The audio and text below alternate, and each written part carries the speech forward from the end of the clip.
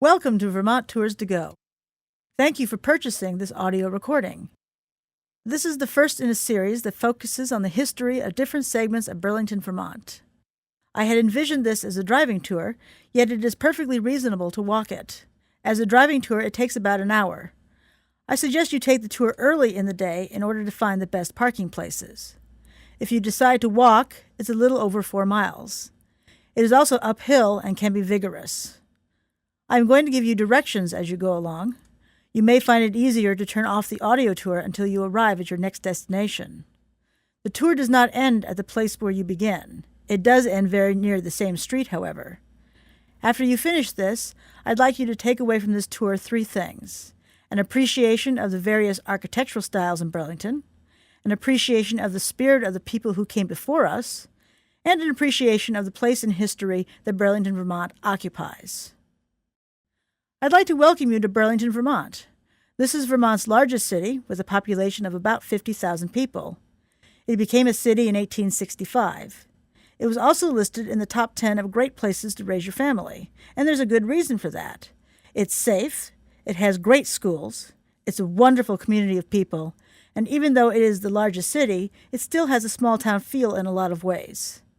My name is Patricia Arrojo, and I should be your tour guide today. Your narrator, if you will.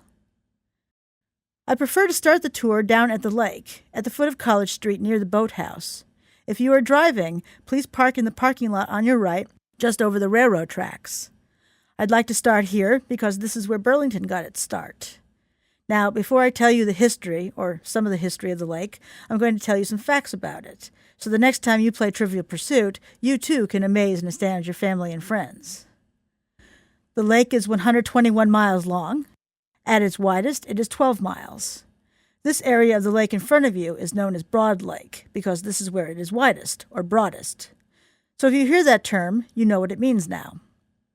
At its deepest, it is 400 feet with an average depth of 64 feet. It has 587 miles of shoreline, and there are about 80 islands out there. Personally, I love this one. The volume of the lake is 6.8 trillion gallons of water. That's a lot of water. It is the 6th largest Great Lake in the United States, with a surface area of about 435 square miles. Another interesting tidbit is that it flows from south to north. Vermont's 4 principal rivers, Otter Creek, which is the longest, the Lamoille, the Missisquoi, and the Winooski, all flow into it. On March 6, 1998, President Clinton signed into law a bill that Lake Champlain be declared a Great Lake. Now, the real purpose of such a designation was to allow Vermont colleges and others greater eligibility to qualify for federal grant money in order to study the lake's ecological and historical impact. But this didn't stay a law very long. The other states with the Great Lakes, and let's face it, 435 square miles is very limited in size as compared to the other Great Lakes with a minimum of 10,000 square miles and such. But the other states with the Great Lakes didn't like it because the funds are limited as it is, and if you add another state, it just makes it difficult to get money. So this law was repealed barely a month later.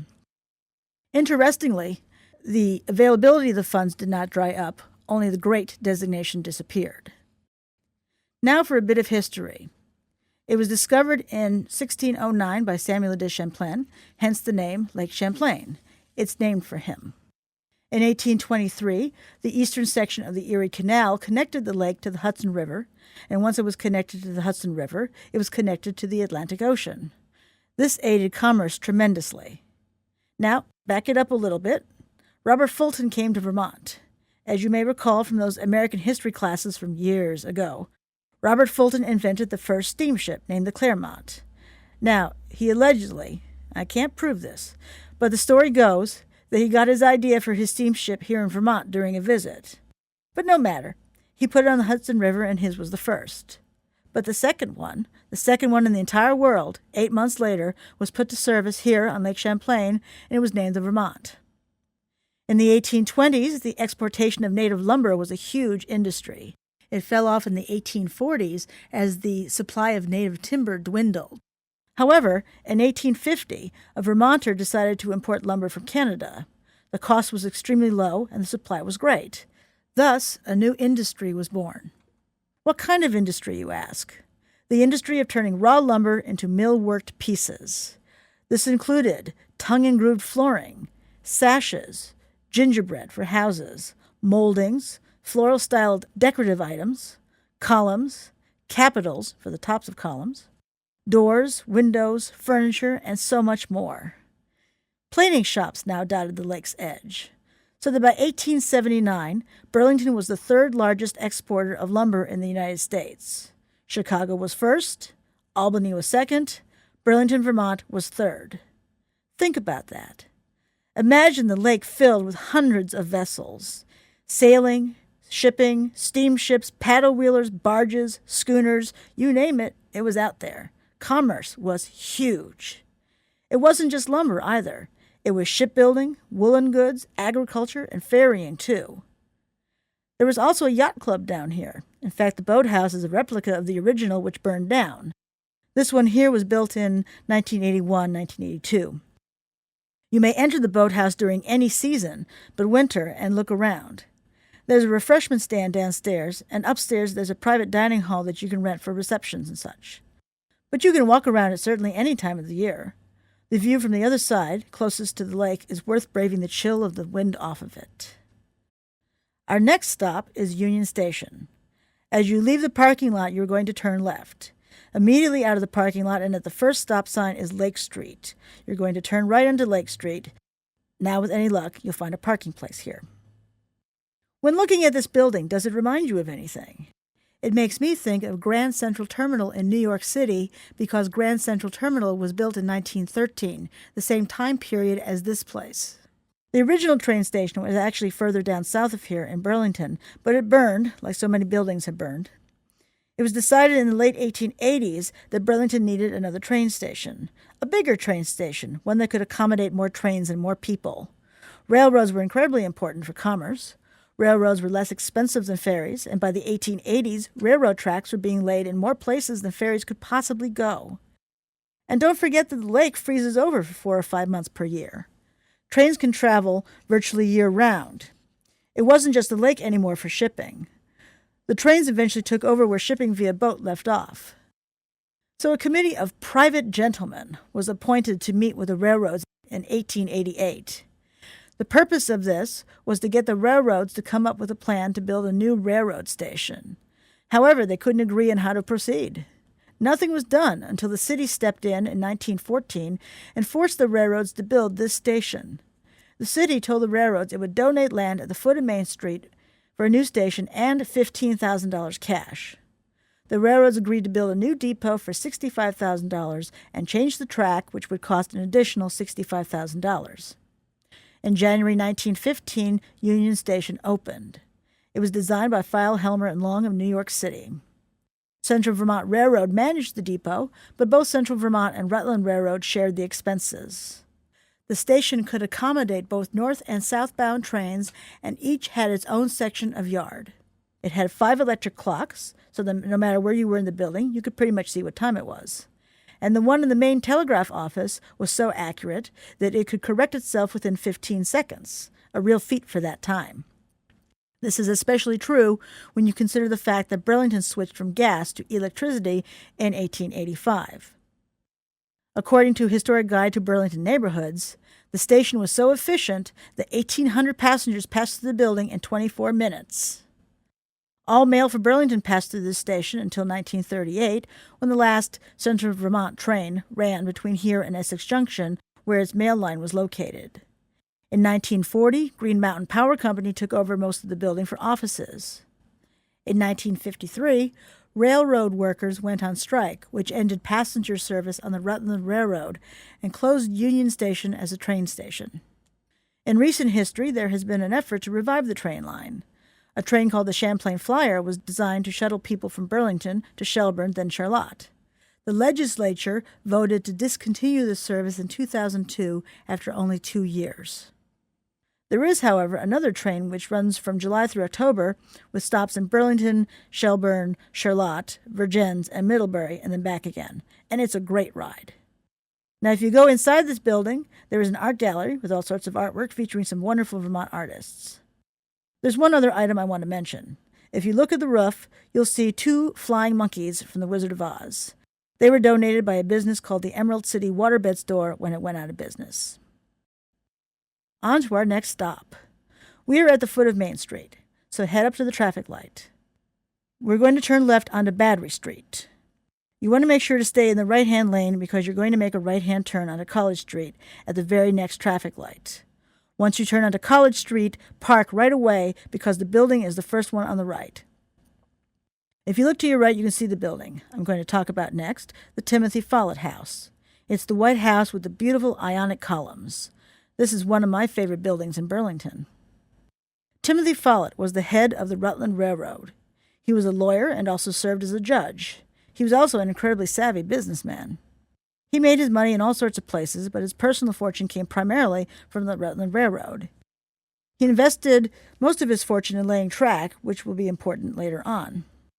The style of this house is known as Greek Revival. It was popular during the period of circa 1830 to 1850 and was also known as the National Style. Some of the distinguishing characteristics include a covered portico, a large wide front door, and columns, which are the prominent feature. As you were looking at this building, the entrance was on College Street. The wide door is wonderful for receiving people. It suggests a friendly and inviting atmosphere.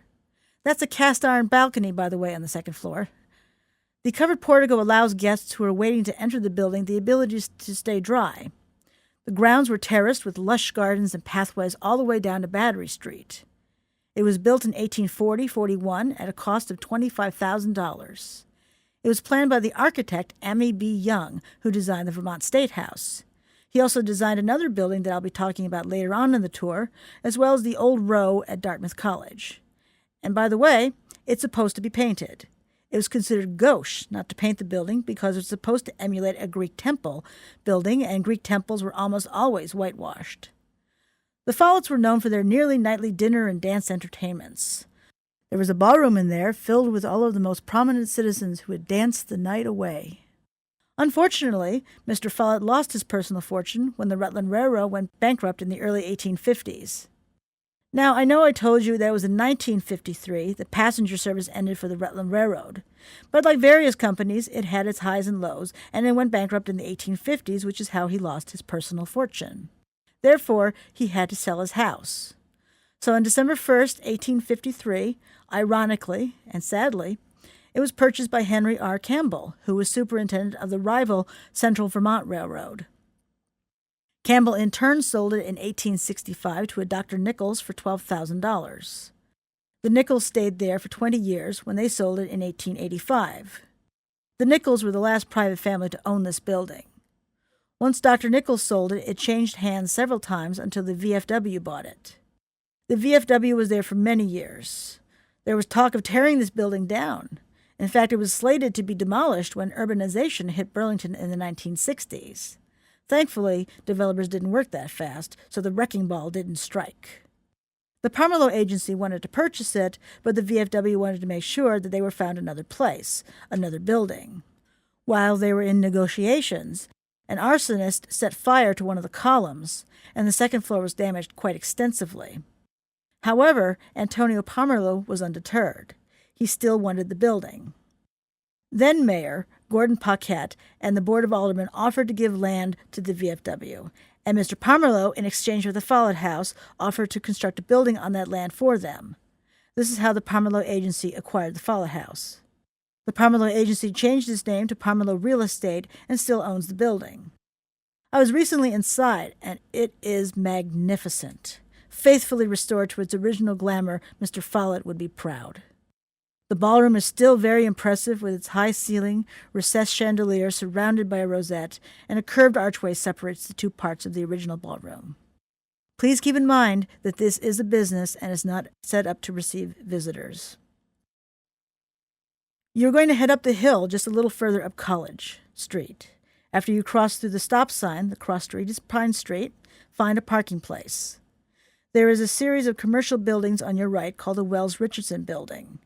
As you look at the structure, you will notice that it is different heights. That is because it was added onto to make more room as the owners added more product lines. It was owned by Edward J. Wells, Albert E. Richardson, William J. Van Patten, and William Wells.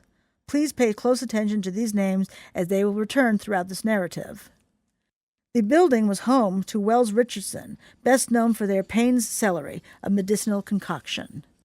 They were manufacturers of all sorts of medicinal products, and they were known worldwide, with offices in Montreal and London. If you should ever go to the Shelburne Museum, they have an example of the Payne's celery tonic bottle in the apothecary shop. At the second stop sign, you are turning right onto St. Paul Street. Stay in the left lane because you're going to turn left onto Main Street. On your left is City Hall Park, which it has been for over 100 years. Once you turn left onto Main Street, find a parking place right away, as the Flynn Theater is on your right fairly soon after you make the turn. On your right is the Flynn Theater, so named for Mr. John J. Flynn, who built the place in 1930 as an entertainment palace. It started as a vaudeville hall, but became a movie theater once talkies became popular. When I moved to Vermont in 1977, I saw a triple feature there for $1.50. Not anymore. In September of 2000, after extensive renovations, it was renamed the Flynn Center for the Performing Arts, and it seats about 1,400 people. There are wonderful Art Deco highlights inside, so if you ever have the opportunity to go inside, do, because it is just beautiful. Moving past the Flynn Theater through the traffic light at the corner of Church and Main Streets is the old post office and customs house on your right. Please find a parking place. It was built from 1903 to 1907. It was designed by Treasury architect James Knox Taylor. Now, what's interesting is that it is built on the top of an old ravine. This ravine cut across most of the downtown area and stretched for several blocks. I'll talk a little more about it later in the tour. The building's facade is marble. It housed the Vermont District Court until it had its own building built. It housed the post office until it had its own building built on the corner of Elmwood Avenue and Pearl Street in January 1960. In 1963, it became the Army Reserve until that moved in 1974, at which time the federal government declared it surplus property and sold it to Chittenden County. It is now again a courthouse. If you have a chance to go inside, do so. It's worth the trip. As you continue up the hill through the traffic light at Main Street and South Union Street, on our right is Edmonds School. There is a cutout on the right-hand side of the street. Please pull in and park there. Make sure to stay there because I'm going to talk about the house you see right up there in front of you, which is yellow. But first, I want to talk about the school. Edmonds Middle School. The first building that was built was the one to the far right. It's the one on the corner of South Union and Main Streets. Construction began on August 8, 1899. It was dedicated in April 1900, and it was first occupied in May of that same year. The school department needed a high school. However, the city would not approve of various sites, so Senator George Franklin Edmonds offered his home and lot to the city for $15,000. The city accepted and appropriated $85,000 to build this first building. The city decided unanimously to name the building in honor of the Honorable George F. Edmonds, who served as a U.S. Senator from Vermont for 25 years, from 1866 to 1891. His house, where Edmonds Elementary School is now standing, served as the residence for the high school principal until it was demolished in 1924 to make room for the junior high school. If you look at the top of the building, it says Junior High School on it. For this one, they appropriated $350,000. In 1926, they decided to build a gymnasium, which is the building in between and connected to both. In 1951, a new gym and auditorium were erected and put to use in 1952.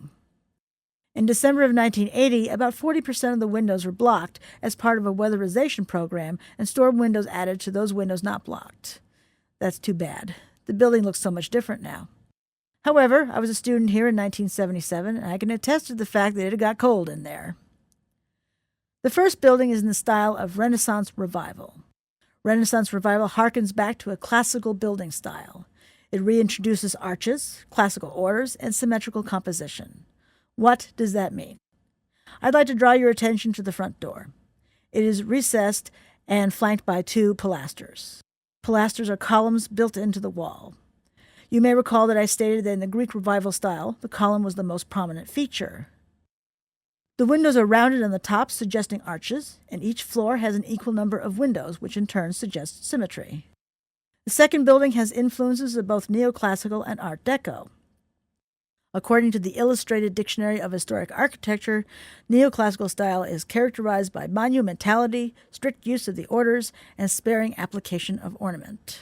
Art Deco is characterized by sharp angular or zigzag forms and ornaments. I want to direct your attention to the beautiful yellow building just over the hill. It is known as the Potwin Winterbottom Estate. The oldest parts of the building are the two-story section beneath the cupola, the one with the pillars, the carriage barn, and the horse stable. They were built in 1830 by Mr. Potwin. It was originally built as a 20-room house. It is in the Roman Revival style as opposed to Greek Revival style because of the type of decoration on the Ionic columns. The difference is a bit technical. At the top of the column is the capital. An Ionic capital has two rounded ends opposite to each other. These rounded ends are called volutes. In the Roman Revival style, also known as Early Classical, the volutes are positioned at a 45-degree angle. They are flat in the Greek Revival style. Mr. Potwin owned a general store down on Church Street, which is how he made his fortune. He bought a 3-acre lot from Cornelius Van Ness for $700 in 1829. In 1830, Mr. Potwin bought an additional 4 acres for $600. By 1833, he sold the house and the land for $8,000. It's quite the killing. The second owner built additions. From 1835 to 1845, the small temple-like building was built as his office.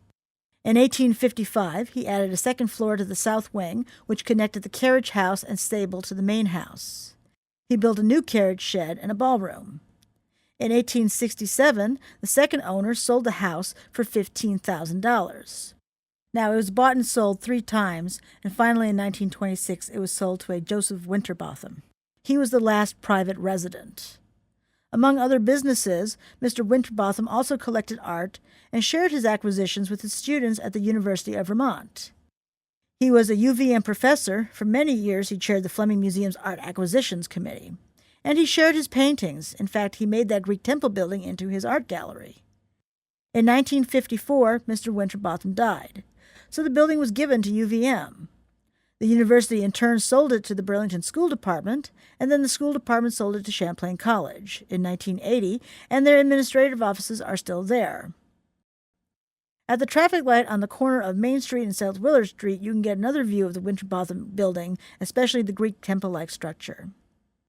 Once you drive through the light, you will turn right onto Summit Street, which is the next right-hand turn. Please park while I describe the next building. Your next stop is Grasse Mount. Grasse Mount is owned by the University of Vermont and is that yellow building on the right. It was built by a Captain Thaddeus Tuttle in 1804. He purportedly swindled about 14,000 acres, including this property, from his business partner, Ira Allen, founder of the University of Vermont. He didn't personally steal the land, his nephew did, but people in that day viewed Captain Tuttle as an accomplice. In the end, no charges were brought, and Captain Tuttle got the land and built Grasse Mount.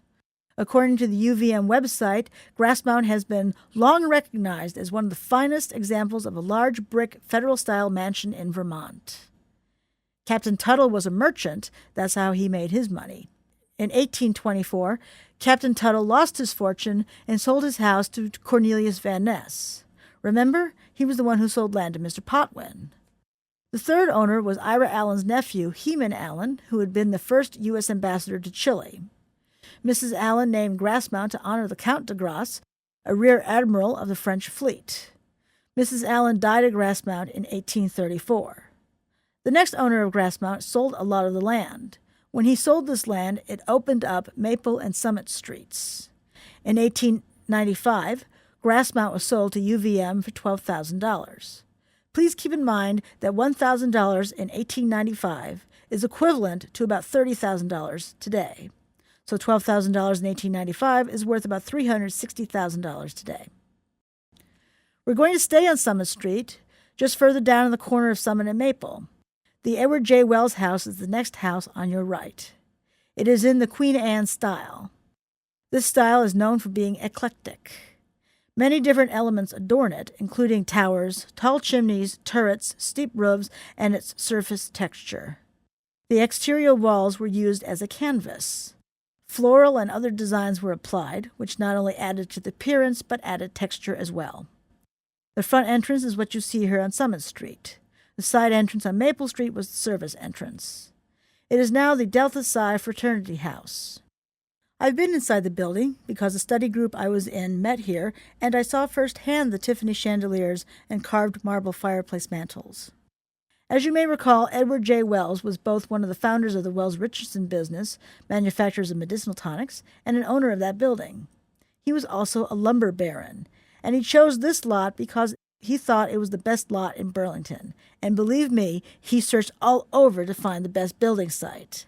In fact, when the last private owner of Grasse Mount was selling off parcels of land, Mr. Wells bought the land between his house and Grasse Mount in order to keep undesirable neighbors from building beside him. You're going to travel to your next site. At the stop sign at Summit and Maple Streets, go straight through. At the next stop sign at the corner of Summit and Cliff Streets, currently there is no Cliff Street sign, please park. I want to give you an idea of how big an estate really was. The building itself is no longer standing. It was torn down in 1925. But what we're going to see is what had been the Overlake Estate. The original complex stood on 60 acres and included a French chateau, summer houses, greenhouses, this carriage house, and a caretaker's cottage. And except for the carriage house, the caretaker's cottage, and the brick retaining wall, they are all long gone. If you look to your left, up the street, on the right-hand corner, there are only 2 buildings remaining of this incredible estate. The yellow brick building there with the red on it, and the caretaker's cottage. Now, I want you to drive straight across into this cul-de-sac. Make sure to watch out for the kids who may be playing. This land, where all these houses are sitting, was part of the Overlake Estate. The land extends about a half-mile down South Prospect Street and would have included the areas where Clark and DeForest Streets are now. These are a couple of streets down the hill. It just amazes me how much land there is here. As far as I'm concerned, it is an unfathomable amount of land. The estate had been owned by a gentleman by the name of LeGrand B. Cannon, who served in the Civil War. He made his fortune as the owner of the Champlain Transportation Company, which was a ferry company and was the precursor to the current Lake Champlain Ferries Company. In fact, should you visit the Robert Hull Fleming Museum on the University of Vermont campus, you can see a portrait of Colonel Cannon. As you come around the cul-de-sac and return to the intersection of Cliff and Summit Streets, turn right. On the right, you can get a better view of the last 2 original estate buildings. At the stop sign, you are turning left. It is a 3-way stop. You are on South Prospect Street now. You're going to proceed down South Prospect. When you get to the traffic light, make sure to stay in the left-hand lane because you're going straight across. When you cross Main Street, you'll be turning left down College Street, so make sure to get into the left lane when you can. At the traffic light, look across the street on the left at the brick building that is set back from the road. It is named Wheeler House and it was designed by Ammi B. Young, the same one who designed the Follett House.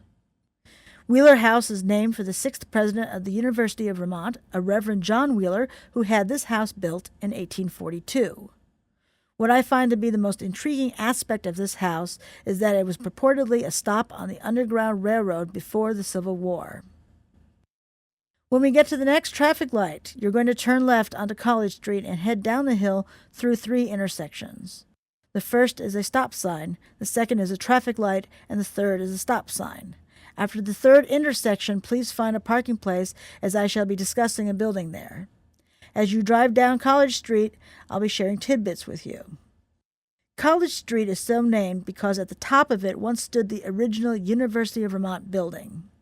It burned down in 1822 and was replaced with what is now known as Old Mill. It is called Old Mill because someone said that it looked like a mill, and it has stuck all these years. If you should stop and look up the hill, Old Mill is the building across the University Green.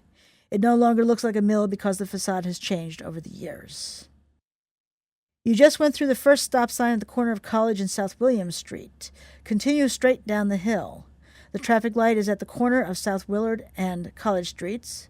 Willard Street is named Willard for a Dr. Willard who had a sanitarium here. The next stop sign is at the corner of College and South Union Streets. Please find a parking place. I'm going to be talking about the Fletcher Free Library now, which is to your left. In fact, the Fletcher Free Library had money donated by both Mary Fletchers. One was the mother, the other the daughter. The Fletchers donated $20,000 in 1873, $10,000 to erect the building, and another $10,000 to buy the books and maintain it. The original location was in the old City Hall building, but by the turn of the century, approximately only 3/4 of the books could be displayed, so it was decided that a larger building was needed just to house the library itself. So Andrew Carnegie, yes, that Andrew Carnegie, donated $50,000 in 1901 for this new building. Remember that $1,000 then is equal to $30,000 now. That's the equivalent of $1.5 million. And in 1904, the new building was dedicated. In 1974, the building was added to the National Register of Historic Places. One interesting note about the floor levels. If you go inside, you will immediately notice that there is a mezzanine and a second floor in the addition. It was decided that the top floor of this part would be the same level as the second floor of the original building. This is why the top floor is called the second floor instead of a third floor, and why there is a level called the mezzanine. Here is my favorite part. There was a ravine in Burlington that divided most of the city in half. It ran from St. Paul Street to about Pearl Street. It was traversed by bridges on each of the 4 main roadways. At its deepest, it was 100 feet. The ravine was filled with the sawdust, rotting wood, and trash from the lumber yards. But the Fletcher Free Library is built on this ravine. The foundation shifted and it became unsafe to be in the building. So in 1977, the Economic Development Administration gave a grant of $234,000 to repair and stabilize the building. In 1978, voters approved a $2.4 million bond to build an addition, which is the glass part you see on the left. And in 1981, the addition was dedicated. The collection has over 110,000 books. Time to pull into traffic again. At the traffic light, you're going to turn right onto South Winooski Avenue. Stay in the right-hand lane. I'm going to be talking about a couple of churches that are coming up on the right. Please find a parking place. It may be easiest to park in the lot of the Congregational Church, which is just past the traffic light on the corner of South Winooski Avenue and Cherry Street. You may go into either of the churches during their regular office hours. You may inquire at the respective offices for those times. The Methodist Church, which is the stone church, was built in 1870. It's made of limestone from Willard's Ledge, which is the red stone quarry located in the south end of Burlington, and trimmed with stone from Isle La Motte.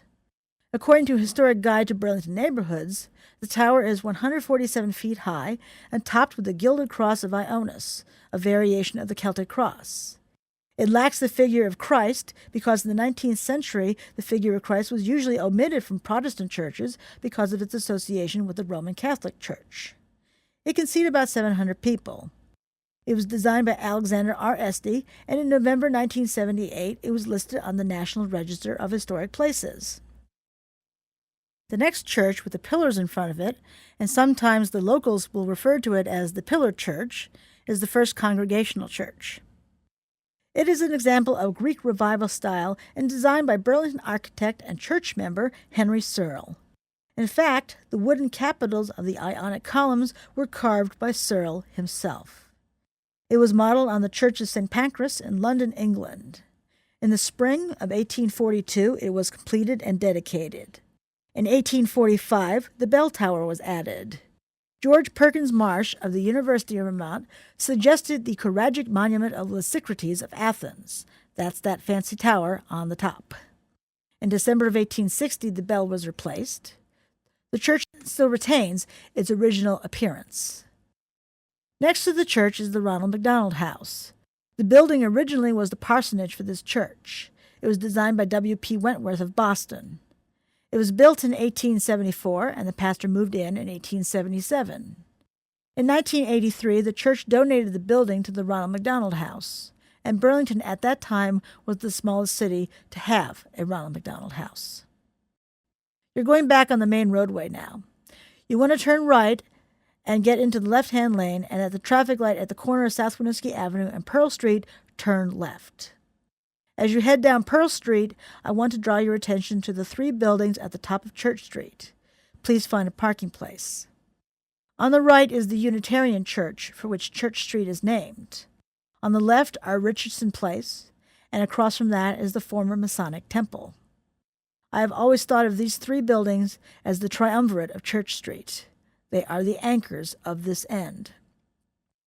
Let's look at the Unitarian Church first.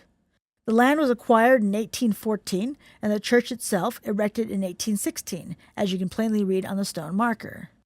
The man who designed the Boston Park Street Church, Peter Banner of Boston, also served as architect for this church. Throughout its history, many of the clergymen who have served this place were outspoken against different causes. One such minister, a Reverend Joshua Young, who came to the pulpit in 1852, so abhorred slavery that he became known as a station master on the Underground Railroad. He even gave John Brown's funeral sermon in 1859. You may recall that I mentioned Wheeler House had been a stop on the Underground Railroad. One item of interest is the clock, which was donated by John J. Flynn in 1928. This is the same John J. Flynn who opened an entertainment palace named for him, the Flynn Theater. Richardson Place is next on the agenda. If you were standing in front of the Unitarian Church and looking down Church Street, Richardson Place is the building on the left. Built in 1894 by Albert E. Richardson of Wells-Richardson and Son, and W.B. McKillop, a local lawyer and real estate dealer. Designed by Walter Dixon from his firm, Withers & Dixon of New York, it is in the style of French chateauesque. This style is based on the idea of French castles, large, imposing structures with turrets and steep roofs. Originally, the top 3 floors housed 4 apartments each, and the ground floor held 4 retail establishments. Eventually, the partnership of Abernethy, Clarkson, and Wright purchased the building and operated a very prosperous department store here named Abernethy's, which occupied 3 floors. The store lasted until 1982 when it went out of business. The current owner bought the building in 1983 and had it restored to its original splendor. The R's you see on the balconies reflect the name of the original owner, Albert E. Richardson. The Masonic Temple, which stands across from the Richardson Building, was erected in 1897-98. It was built as the headquarters for the Grand Masonic Lodge of Vermont. Please note that the symbol of the Masons is the pyramid, which the hipped roof style suggests. Lodge members in 1868 selected Burlington as the seat of their annual assemblies, or communications. The building is in the style of Romanesque Revival and is 6 stories high. This style is characterized by round arches and small windows, as well as a massive articulated wall structure. Originally, the first floor held 4 retail establishments, which included McMahon the Chinaman, seller of household goods, china, chandeliers, and glassware. There was also a clothing and men's furnishing goods store. Men's furnishing goods included ties, collars, shopkeep aprons, watches and their chains, and any other item that would complete a gentleman's wardrobe. Each of the floors above the ground floor contained rooms for the use of the Masons, with the exception of the 4 office spaces above the 4 stores. The Masons held their secret meetings here for 88 years, until 1970, when they moved them to the Ramada Inn, now the Clarion, because of the larger parking lot. They later had a building built. Due to higher heating costs and Mason membership dwindling, they sold the building in 1983 to the law firm of Paul Frank and Cullums and the accounting firm of P.F. Jergs. These 2 firms rehabilitated the building at a cost of $3 million and turned the upper 5 stories into modern office space. The ground floor is still occupied by retail stores. Please feel free to get out of your vehicle and take a walk on Church Street and its environs. Pulling back into traffic, you're going to stay on Pearl Street until the very end. You want to get into the right-hand lane before you can't go any further. You're going to turn right onto Battery Street. The goal is to get you to Battery Park. At the next traffic light, turn left. At the bend, instead of bearing right, you're going to turn left. Please keep in mind that there is oncoming traffic. Once you cross the roadway, drive straight ahead and park at Battery Park. There is no vehicular traffic allowed through here anymore. Only pedestrians may wander the paths. This is Battery Park, so named for a couple of reasons. 1, it was used to defend Burlington against any sort of invading force during the War of 1812. And 2, it was also the place where the troops were stationed. This is all that's left of the battery. There are a few aspects that are interesting. According to Historic Guide to Burlington Neighborhoods, in 1895, William J. Van Patten of Wells-Richardson, and also mayor of Burlington from 1894 to 1896, donated the stone gate posts. Only one of them remains today. They had been constructed of local redstone, the same redstone with which the Methodist Church was built, and originally had a pyramid of cannonballs on top.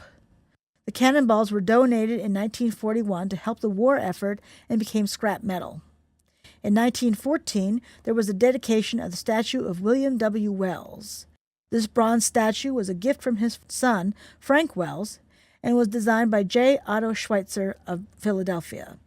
It is a replica of the one erected by the state of Vermont on the Gettysburg battleground in 1913. The statue is 8 feet tall from the top of its granite pedestal. In 1977, the band shell was erected and was named in tribute to Dr. Joseph F. Lechner, who died in 1959. He was a famous local band director who helped form the Burlington Choral Society and the Vermont Symphony Orchestra. His dream was fulfilled when the concrete bandstand was demolished and the band shell installed. The tall Native American wooden sculpture is named Greylock. According to Bygone Burlington, it is named for a renowned Abenaki chief. It was carved by Peter Toth in 1984. Mr. Toth single-handedly carved this 34-foot statue out of 15,000 pounds of red oak. The oak is from Brattleboro, Vermont, and it took state foresters 2 months to find it. The base support is formed of stone from the old Chittenden County Courthouse, which burned and was torn down in 1982. There's one other point of interest I'm going to tell you about. There is an octagonal base near the southwest corner which was to be for a monument dedicated to Samuel de Champlain. In 1903, the French Quarter had commissioned the sculptor Philippe Hébert of Montreal to design and build a statue, but it was never done. The plans were forgotten during the excitement of the tercentenary, which was to celebrate the 300th anniversary of the discovery of Lake Champlain. Please feel free to get out of your vehicle and walk around. It has been said that one of the most beautiful sights in the world is gazing out over Lake Champlain. This concludes this audio tour of Burlington. I hope you enjoyed it. Whether you are a visitor or someone who's lucky enough to live here, this is just a small sample of sites that I love. And should you come with me again, we'll discover more of those sites. I thank you for having taken the time to listen to this as you drove through this beautiful city.